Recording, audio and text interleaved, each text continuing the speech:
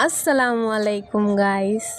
এই যে আজকে আমাদের বাগানে আমি আসলাম এবং এসে দেখতে পেলাম যে এই শরীফা গাছগুলোর 4টা সুন্দর বড় বড় ফল হয়েছে একসাথে।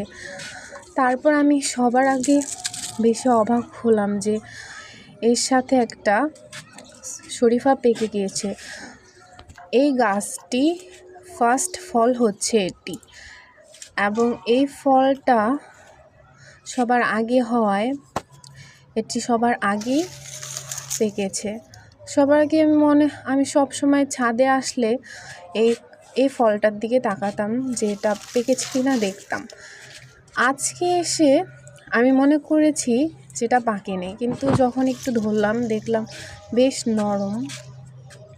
অ্যান্ড দেন আমি অনেক শকড হয়ে গিয়েছি।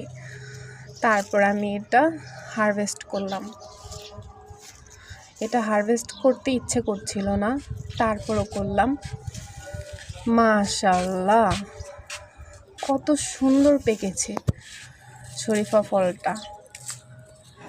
তারপরে এই ফলটা এখন আমরা সবাই মিলে খাবো, কারণ এই ফলটার পিছনে একটা কাহিনী আছে। আম্মুর সাথে শপিংয়ে গিয়েছিলাম, আম্মু আমাকে শরীফা ফল দিয়েছিল। দেন সেখান থেকে আমি একটা ফল খেয়ে একটা বীজ ফেলেছিলাম। সেই বীজ থেকে ছোট্ট একটি চারা গাছ হয়েছিল। অ্যান্ড দেন সেই চারা গাছটি আমি সেপারেট টপে লাগাই, একটু পরিচর্যা করি, বেশি না। 1 বছর পর এই ফলটাতে ছোট ছোট ফুলে দেখা পাই। অ্যান্ড দেন সেই ফুল 1টা 2টা বাঁচে। সর্বপ্রথম যে ফলটা আমি যে এখন পাচ্ছি, এই যে দেখে আপনাকে ভিতরে একদম পেকে গিয়েছে, দেখতে পাচ্ছেন।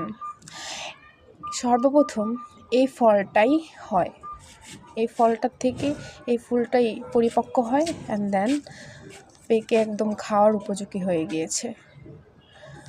ধন্যবাদ সবাইকে এত বড় একটি